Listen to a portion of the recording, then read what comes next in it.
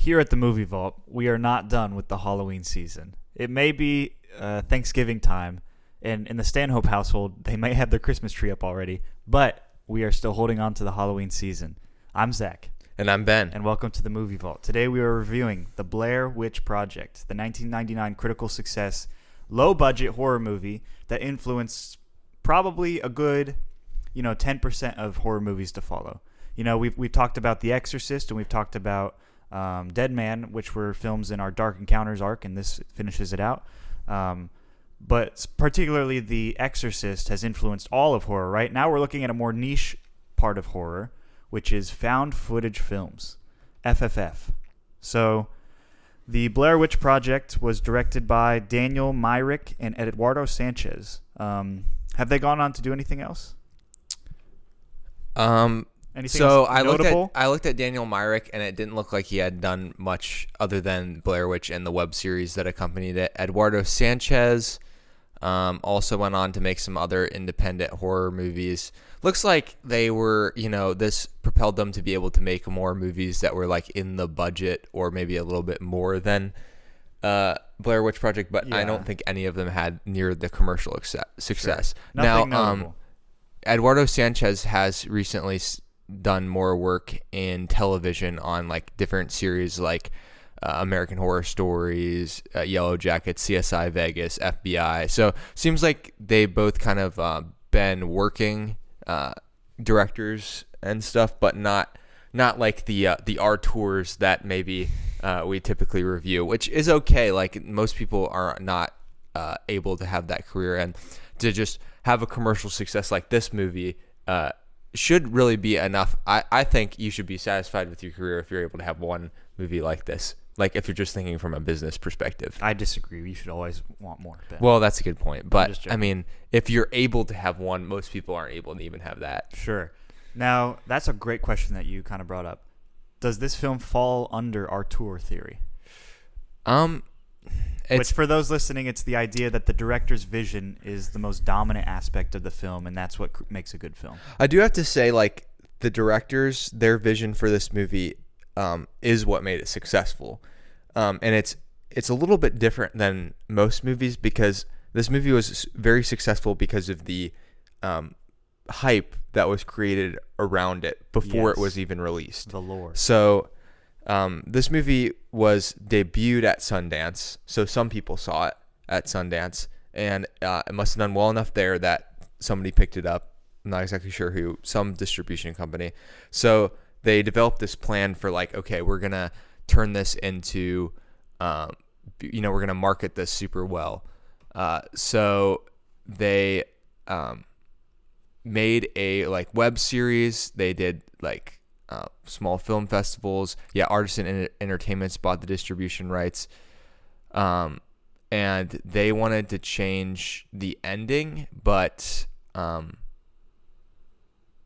they didn't end up doing that, which is probably good. No, I actually did not like the ending. Well, we can get into that, but I'm just we'll get into that. But I think like anything that you change, you risk. Like now that it was successful, you're like, if they would have changed it, maybe it wouldn't have been successful. I don't know. Probably not though, because they could have hyped it up the same way, no matter what the ending was. Nobody knows the ending. That's the thing about these movies. Wasn't the Blade Runner director's cut just so much better than the original? That's a good point. Yeah, I'm just. But that was the director's cut was what the director intended, not what the studio changed. This was what the studio wanted to change versus what the director's view was. Okay, fair enough. So it's the opposite of our tour theory. Yeah. So the original film might have been studio theory. Yeah. Film theory.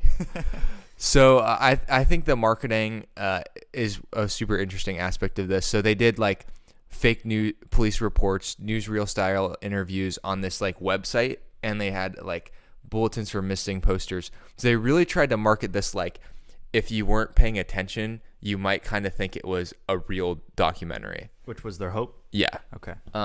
Now, I'm sure if you actually were paying attention, it would be obvious that it wasn't. But there's a lot of people, and the internet's very new at this time. There's a lot of people who are, they don't know about fact checking. Yeah. They don't know about how Google, Twitter can't tell them how to think. Yeah, Google and Twitter and Facebook can fact check for you. There was none of that. Yeah.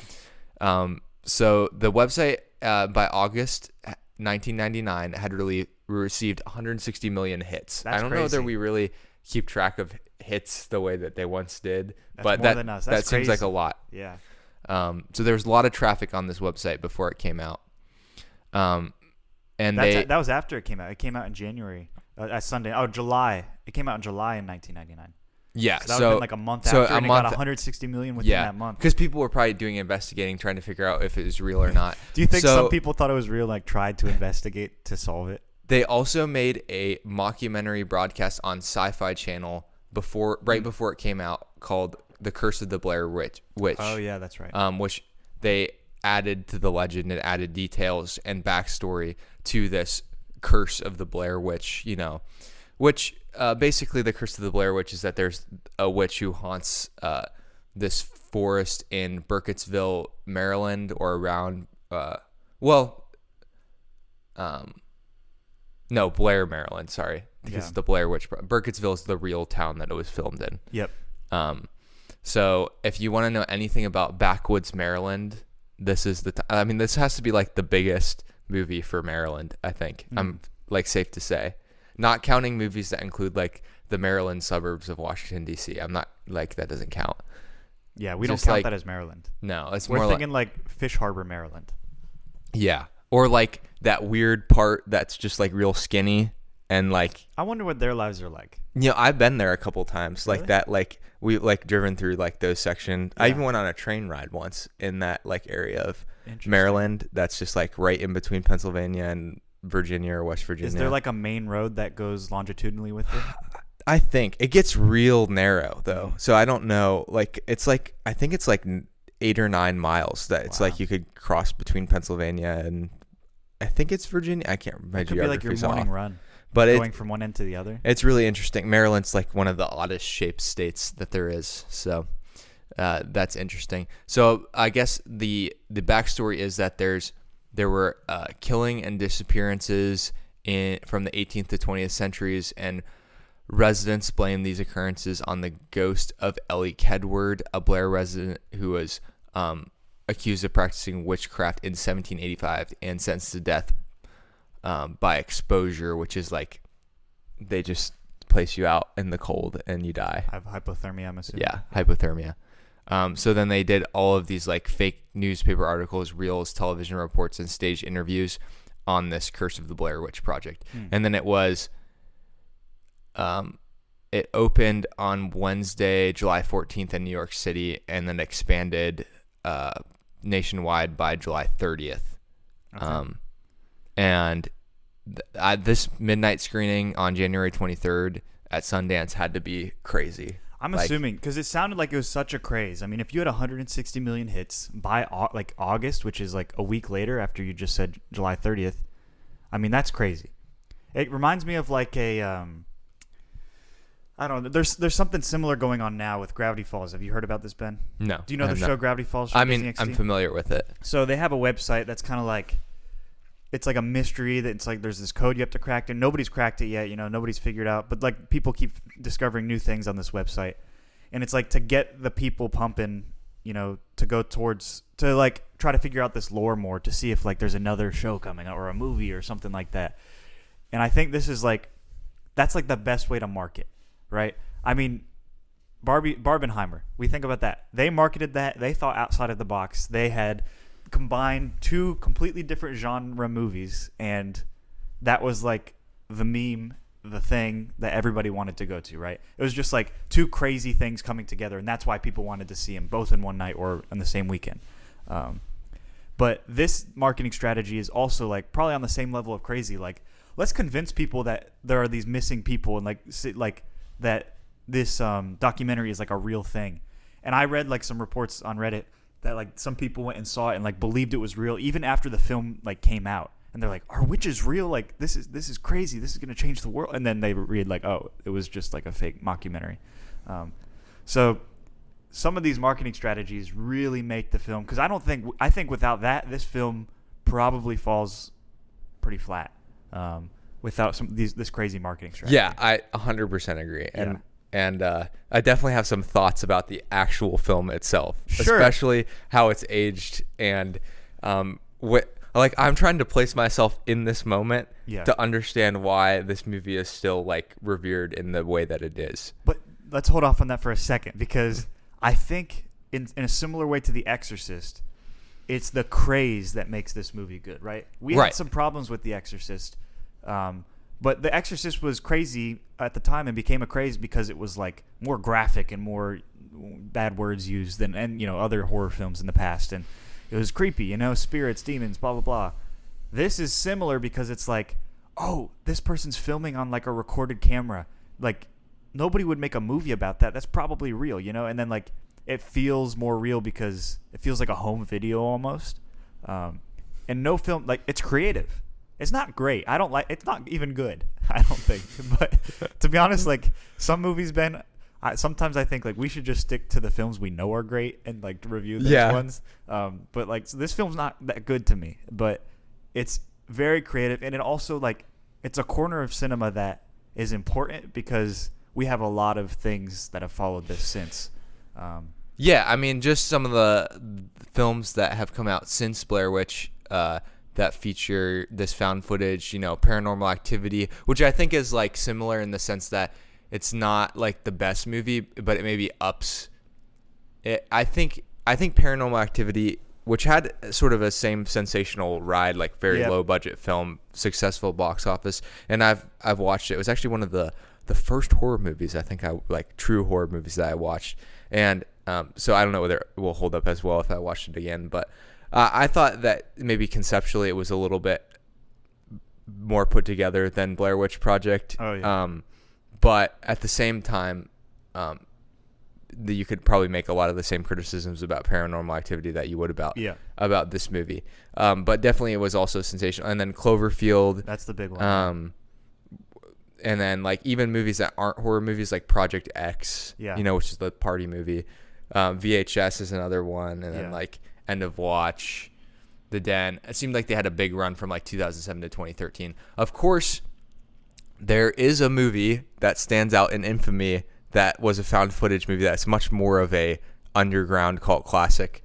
I don't even know whether a cult classic's a good thing to call it, but Cannibal Holocaust is a sort of, like I said, infamous movie about an anthropologist who leads a group of researchers into the Amazon where they, I think, get eaten by cannibals. And I think it's very graphic, and that's kind of why it's well known. You can watch it on Canopy, though, if you want.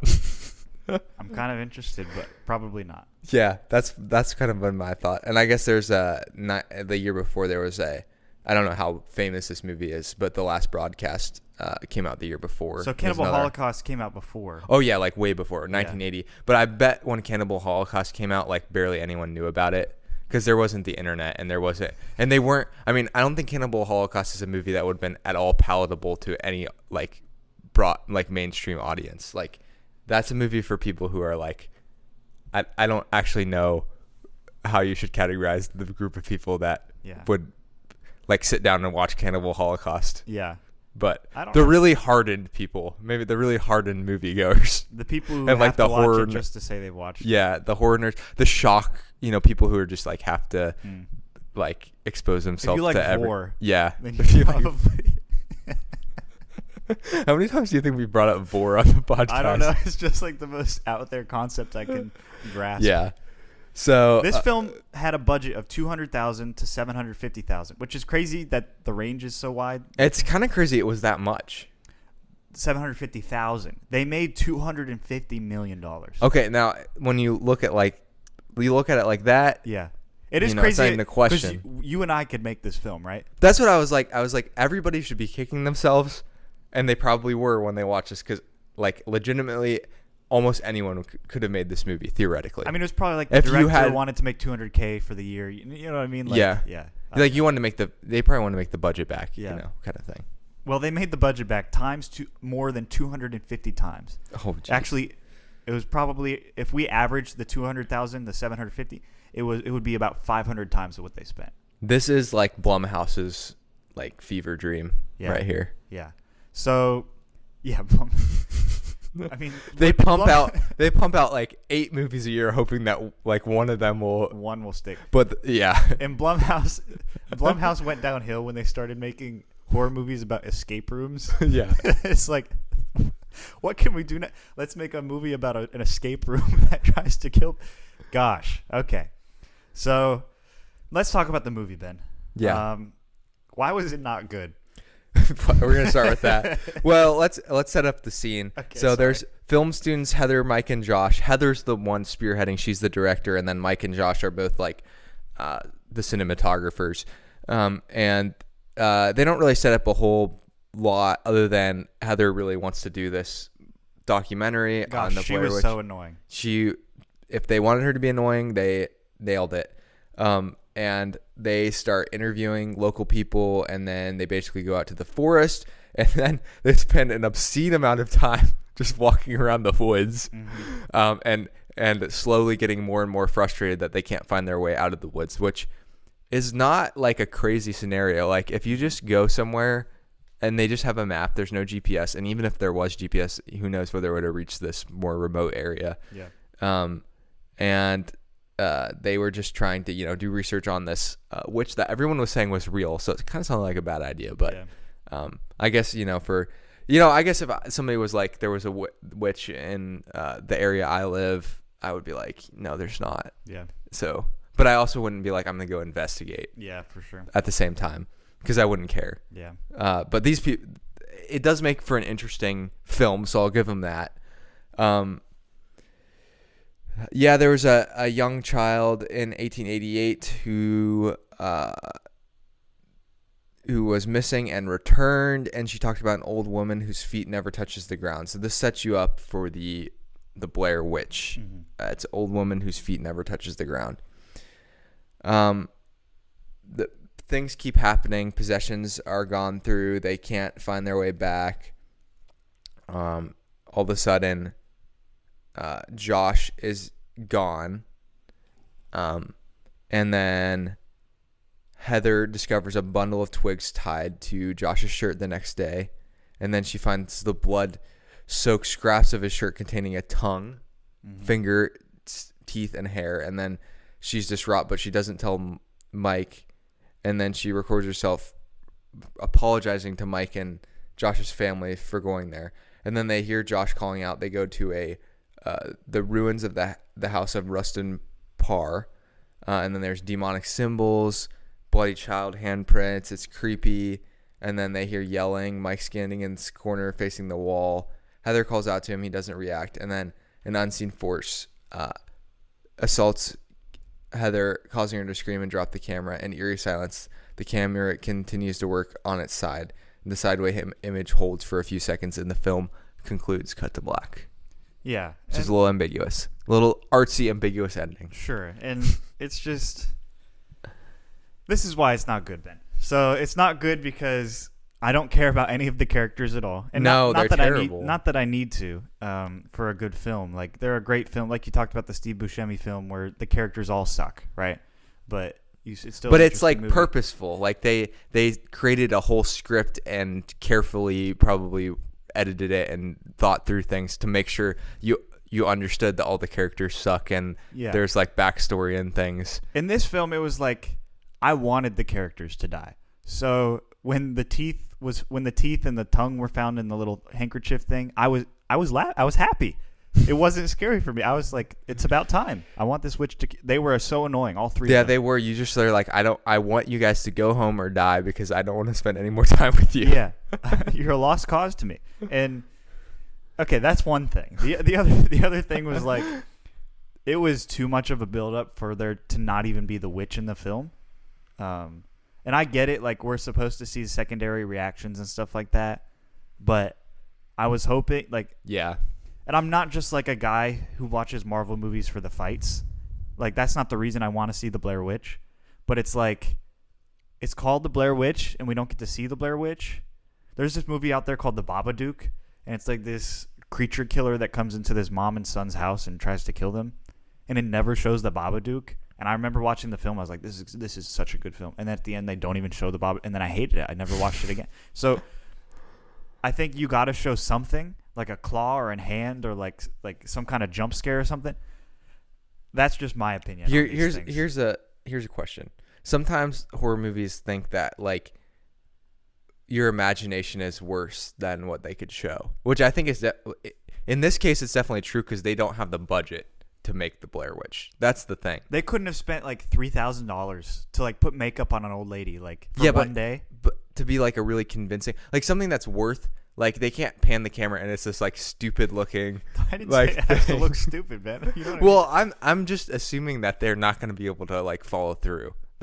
I'm making the assumption that this was the best ending that they could do, because if they would have tried to like do an actual like attack that the Blair Witch did, they couldn't show like a hand. They should have done like 5 minutes of like just like brutal mutilation, murder of both of them, right? That should have been the ending. I mean, I'm not looking for that, but I mean that would be better, to be honest. It'd be better than him staring in a corner, in the basement of the house. Yeah, that's true. I was kind of confused. I'm not gonna lie. Maybe I was like falling asleep by the end of the movie, but I was like, what are we doing in this? Like, I was kind of, and none of it was scary. That was also my like. Yeah. The movie was eerie, but I wouldn't say it was scary. No. And I think it would have been scary if I was in one of those theaters in 1999 and I was with the audience and we were like all bought into the movie. Yeah. But like, it's not a movie that, it was designed for its moment. It wasn't designed for like longevity. Yeah. So it's okay that it's like that. And it's interesting that it's still like so highly regarded. Like it still has like an 86% on Rotten Tomatoes. Which is ridiculous. That's ridiculous. That is like insane. This movie deserves like a 48. No, maybe not even that. You think less? 48, maybe just credit. because it's influence. So like, how much credit should you give a film just because it did something first? I think that's the question. Oh, that's a tough thing, because films are famous by what they do first a lot of times. Yeah, I mean, this was a big year for Sixth Sense also came out this year. Oh, this is 1999. This is 1999. This is the biggest year for movies. I know. This is The Matrix, The Sixth Sense. So do you think Blair Witch is the best movie that came out this year? Absolutely not. Not even close. No. Fight Club came. I mean, it's just like this was a crazy year for films. Yeah, but it is crazy that like it was kind of all encompassing, because this is even just like a tiny little independent film, and it's like one of the best tiny little independent. I mean, this film made $250 million. That's like average Marvel movie right now. Like I'm pretty sure Captain Marvel 2 made that much. Yeah, and I guess the thing is like, if there's probably like so many movies that I haven't watched that are like in this quality of horror film that are just like so much worse than this movie. Yeah, like incoherent basically. Yep. And not in the sense of like a Bernie Rao film. Yeah. Where it's like you appreciate its sort of loose ends and all of the killer sofa. Yeah. And the Go oddities. listen to our episodes with Bernie Rao. That's a good way to pull off a low budget horror film if you are like truly like he said to us in the interview I still haven't released yet, or no, it was probably in the Killer Sofa episode. Like he made it on like $0, so that's actually impressive. He made Killer Sofa on $0. He told us that. Yeah, I mean not actually, but like basically no budget. Like no budget. Like wow. he was asking for favors from people that he knew and stuff like that. Please give me a sofa. So and maybe we should have had Bernie on this episode to like give us a perspective on because I'm sure he probably thinks of this film highly just because of his experience. Maybe, yeah. I think for him to have him on the Henry Fool episode was just great episode. That's perfect. Yeah, perfect style for. Yeah, Henry Fool was so good. Yeah. But yeah, I mean, it is a product of its time and of its moment, and so I think that's worth something. But that had to be just such a great year. It doesn't to have mean all those summer films and then have this come out like later on in the year.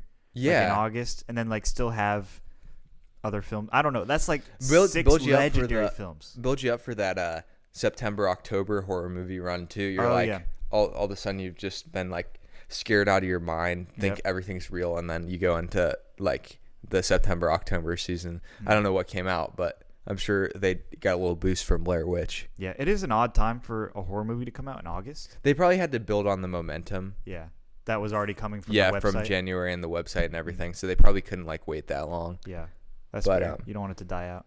I thought there were some criticisms that I was reading that were really actually pretty pointed.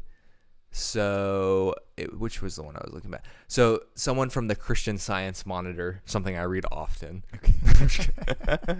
said the film's concepts were and scares were innovative, but it could have been shot as a 30-minute short since its shaky camera work and fuzzy images get monotonous after a while, and there's not much room for character development within the very limited plot. I 100% agree. Now, they couldn't have made it a short film because it would not have been as successful because nobody watches short films. Mm-hmm. So you can't release short films in theaters, so that would not have worked. But that basically means that it would have been a better, more concise movie if they had made it 30 minutes, but they had to stretch it to 80 minutes, so we get like 30 minutes of them just like putzing around in the woods. And it's like adds nothing to the, like it legitimately adds nothing to the movie. Yeah. That's kind of where we get all of our negative, you know, the scene where they're just like drinking beer. I mean, it kind of adds to like, oh, you know, they're partying or whatever, but like it's so like not additive at any way. It's just like, and it doesn't make you like the characters anymore. No. So that has no point. And even like their stupidity. Yeah. And I get it. It's a trope in horror films, but like Mike throwing the map into the river. What did he, I mean, he could have kept the map away from her. Was it supposed to be implied that they're like getting, their minds are getting like affected by the Blair Witch, or is it all like because they haven't eaten enough and they're walking around like that they start acting like dumb and like crossing each other and stuff? Or I think they were all dumb from the beginning. I don't know. They're all stupid, clearly. I mean, you don't have horror movies without stupid people, I don't think. Probably not. Well, Dead Man. Oh, here's something. Heather Donahue, who was Heather in the movie, she got the Golden Raspberry for Worst Actor Award this year. Wow, I feel bad. Imagine your movie is so successful, like insanely successful, and you still get the Worst Actor Award. Do you put that on your mantle? I think I would. I think that is an interesting, because like the film got nominated for Worst Picture, like, which I think is interesting because it was received like kind of well, so I don't know why it was nominated. Yeah, even critically, it was received well. Yeah, like I think even Roger Ebert. So maybe the Golden Raspberries are just like a little bit more pessimistic about movies. That would be not too shocking. Yeah. And she really played the Blair Witch franchise till its end. I mean, so she was in all the other movies. Oh yeah, she's in. I'll just list them. Like, there's the. I mean, it's kind of like a documentary, but it's Sticks and Stones: An Exploration of the Blair Witch Legend. She did the Massacre of Burkittsville 7, the Blair Witch Legacy. Apparently, there's 7 of them. The Book of Shadows, the Blair Witch 2. Where is it? And then Blair Witch, the 2016 one. She plays the same character, Heather Donahue. So maybe she survives, or it's a redo. I think it was a redo. Yeah, it was. So, yeah, she was in It's Always Sunny in Philadelphia. Oh, nice. In an episode. She would fit really well in that show, I think. Yeah, maybe so. That's a show for annoying actors. Yeah, I think. Yep. So, and then obviously she was in some of the miniseries stuff, but I don't know. She wasn't great. I don't think she deserves the worst actress, maybe. No, I think you could be worse. And I think some of it, I guess, might add to the sort of campy appeal of the movie. That, like, would you really want like Meryl Streep in the Blair Witch Project? Like, I don't know. I was trying to think of like who would have been big. Nicole Kidman at this time. Like, I don't know. You need someone who's kind of believable in the part. Yeah. So. Yeah, I don't know. Like, the only person who would be able to like do this would be like a super annoying film student. So she probably, if you're thinking of acting as like, are you portraying the part that you were given well? Yeah. Like, maybe she's not as bad as, it's just people they don't want to hang out with an annoying film student. Yeah, for sure. Now, the actor Joshua Leonard, who played Josh, went on to do many films, actually. He's still making films. I mean, he's got probably 30 films under his belt. Not any too big films that we would recognize besides like actually, I don't think I recognize any of these films. So he's like a career low budget film actor. Yeah, which is fine. Good for him. Then there's Michael C. Williams, who really hasn't done too much since then. He's probably done 10 films. But they're all short, like a couple short films, and then some other films that don't even have Wikipedia entries. And a few TV episodes here and there. Yeah, Law and Order. So, I mean, it's about what you'd expect, right? Because none of them are great actors in the film, and the acting was probably a solid 4 out of 10. And I think they're separate issues. I think the bad acting is a separate issue than the unlikable characters, because it's also writing. That would be more of a writing issue. So I don't blame them for the unlikability factors, but yeah, I don't know.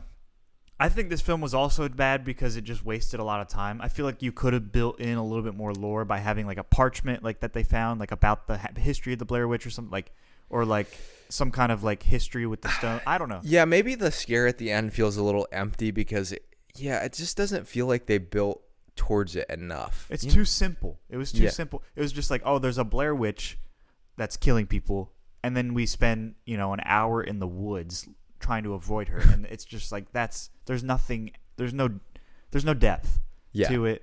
And I'm not saying that any horror movie like this needs to have depth, but like The Exorcist had laws that they live by, and they need to execute the suspense well, though.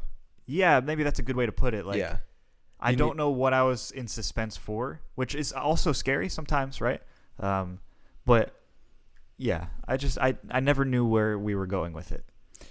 Yeah, and maybe like how you react to this movie is also dependent on how often you watch horror movies and how familiar you are with tropes and things. If you're someone who like never watches horror movies and you sit down and watch this, it might be like the scariest thing you've ever seen. But if you're like a diehard, you watch horror movies all the time. I don't know whether diehard horror, I don't know that I would consider myself that, or whether diehard horror fans are always watching movies to be scared, or whether they are watching it for other reasons. Because sometimes you watch enough and you get kind of numb to some of the scary things.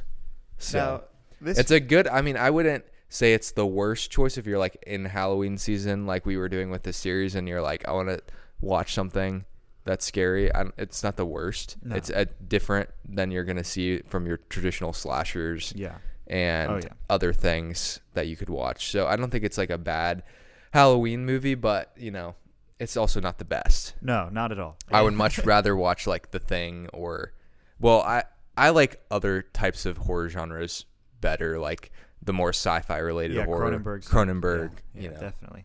I think you're right. I think I'm in the same boat. I love horror movies. I watched at one point 30 weekends in a row. I watched like 4 horror movies each weekend with my friend. And Zach. You probably watched some like crazy ones and some like really low quality. Oh, like, terrible. There was one called ones. Welcome to Willits. I'll never forget this. It was like these inbred people. It wasn't like Left Turn. It was just so weird. And I remember like the most intense point of the movie. This like inbred guy gets a gun, like a shotgun. He goes, and he's like, "Welcome to Willits," and he shoots the main character. I'm just like, this is the movie I'm watching right now. This is why I'm spending my Saturday. But it was awesome. Like, yeah. There's another movie called Teeth. Never watch Teeth. The premise is disgusting. It's horrible. I watched it because I was in middle school and I was dumb. So anyway, blah blah blah. At one point, I had watched every horror film on Netflix. So we went through the entire category. Blah, blah, blah. So I like horror films. I didn't love this. And again, as I mature, I like horror films a little bit less here. And I start to be like, why am I watching movies rather than what am I watching? I mean, horror is an interesting genre. Because the whole purpose of the genre is to like elicit these sort of fight or flight reactions out of you. It's very primitive. Yeah, primal urges. Yep. So unlike other movies that are, well, I mean, I guess it's not dissimilar from comedy, right? Which is supposed to make you laugh. That's another urge. Mm-hmm. So these are like genres that they're aimed to entertain, but in a different way than like your standard drama or. They're like drugs. Yeah, they're like drugs. Because you want to feel. Yeah. Like a certain type of feeling get you either in a safe way. It's like a safe. Oh, prescribed drugs. It's like you're trying to, it's like if you were to take heroin, but a doctor was watching you and could save you from an overdose. Interesting. Is that no, it's actually not like that at all. But I was trying to connect the analogy. I was just trying to make an extreme analogy. Yeah. No, it's more like a ketamine clinic. Or like microdoses of fentanyl. Yes. Okay. Well, I don't know whether it's like that either. Okay, you're right, yeah. I mean, you work in the ICU. Yeah, but like normally a healthy person probably shouldn't be getting microdoses of fentanyl. No, I mean, people watching this probably aren't that healthy.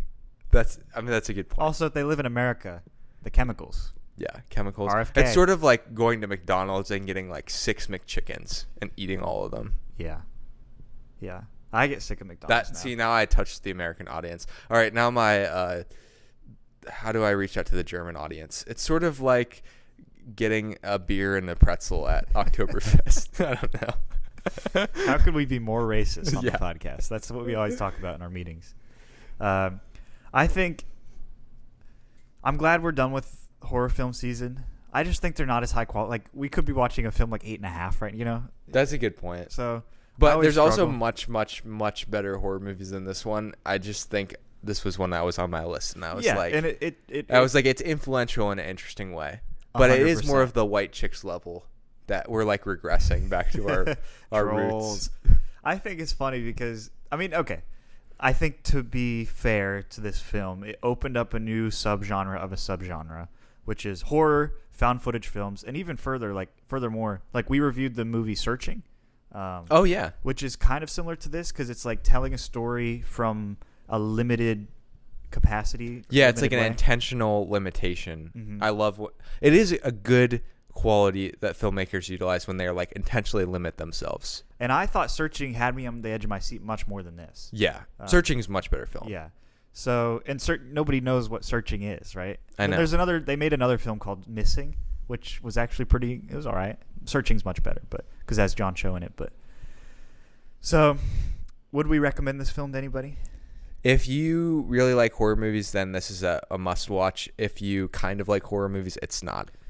I think it's a must watch. Is this for a watch people. or a botch? Oh, I forgot about that. Watch. What is it? Watch, botch, or top notch?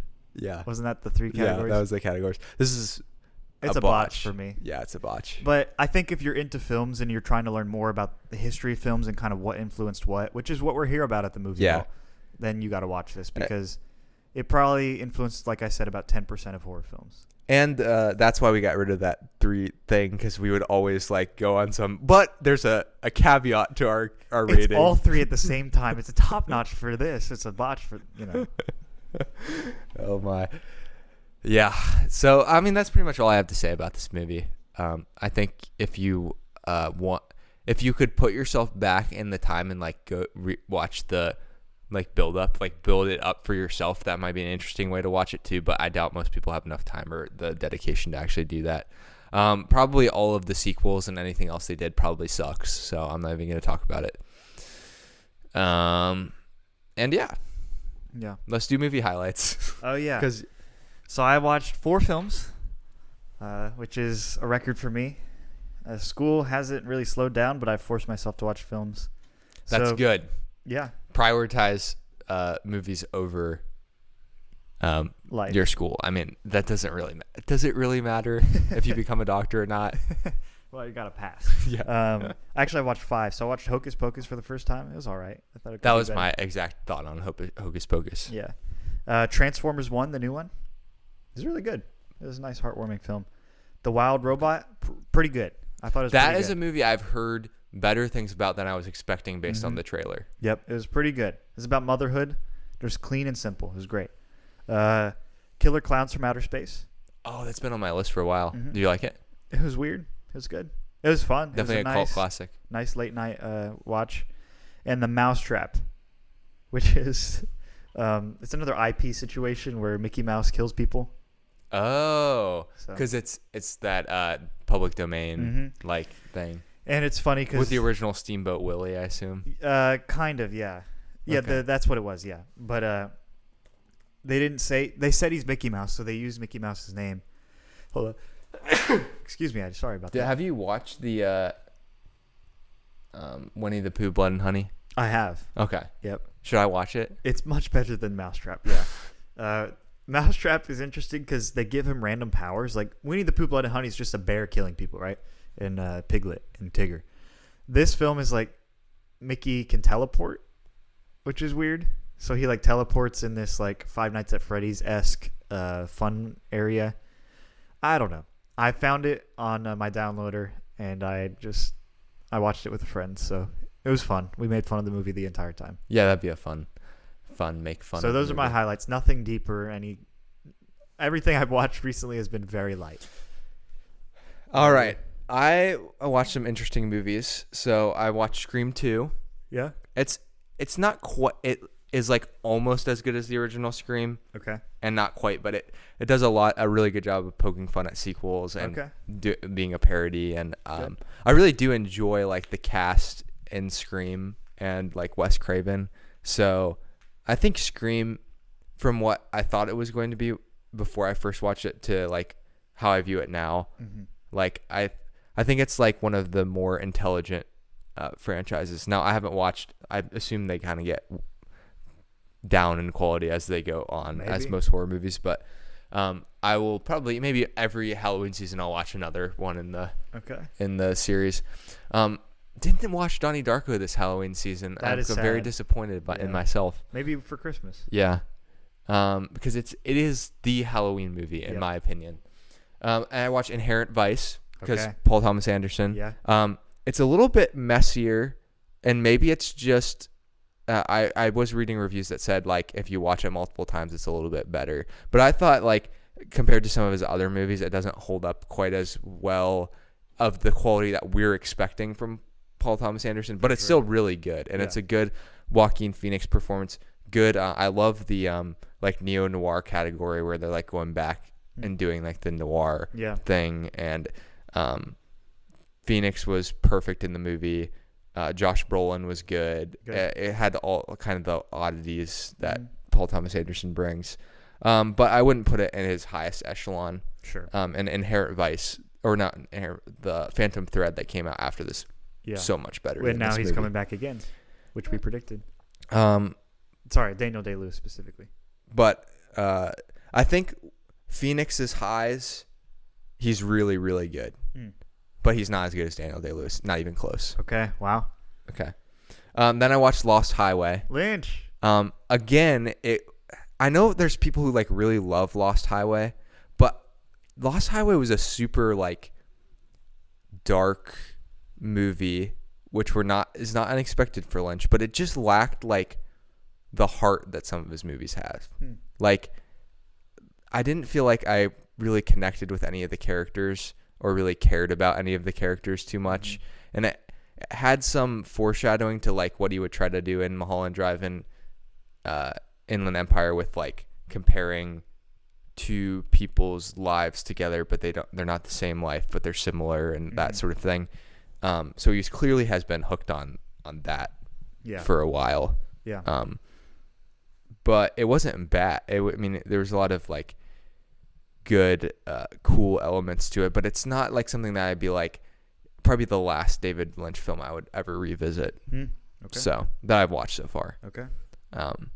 Because even like it had some like harshness, like Blue Velvet has harshness, but like Blue Velvet also had Kyle MacLachlan and like Laura Dern. Was it Laura Dern? Might not have been Laura Dern. It wasn't Laura Dern. But it had characters who were who I wanted to hang out, and it had this like suburban like niceties and things. Like it had that like polar opposites where just felt like dread and like darkness. I don't know. And then I watched this movie. I guess technically it was released in festivals last year, but it came out in the U.S. this year. So I want to consider it a 2024 movie. Letterboxd is telling me it's a 2023 movie. But it's called The Bike Riders. It is directed by Jeff Nichols, who did the movie Mud, if you're familiar with that, some other things. It stars like Austin Butler, Tom Hardy, and I forget who the Jodie Comer. I'm not familiar with her, but she was really good. It's an interesting movie because it's not like, it's almost like it's filmed kind of like a documentary. And then it flashes between like points in time. Yeah. So it's not like a narrative driven movie exactly, but it kind of shows the history of this this gang of motorcycle riders called the Vandals, and how they progress from just like a hangout club to like a gang. Interesting. And the like what we think of as motorcycle gangs today. Yeah. And like the rise and fall, and like these different characters involved, especially Tom Hardy and Austin Butler's character, and then Jodie Comer plays Kathy, who's like the voice of the movie, who's the one being interviewed, and she's describing like the evolution and like how these characters interact with each other. Yeah. And she says it in kind of a very like straightforward, like it's affected her life, but she's also like in it too, kind of. But she you get the sense that she doesn't really know why. It's an interesting movie. I wouldn't say it's like a movie that it wouldn't be a top notch, but I definitely thought it was like really solid. Okay. So those good. are my. Well, we're cranking out highlights. the movies, Ben. We are. We are not announcing the next arc yet because we actually haven't talked about it yet.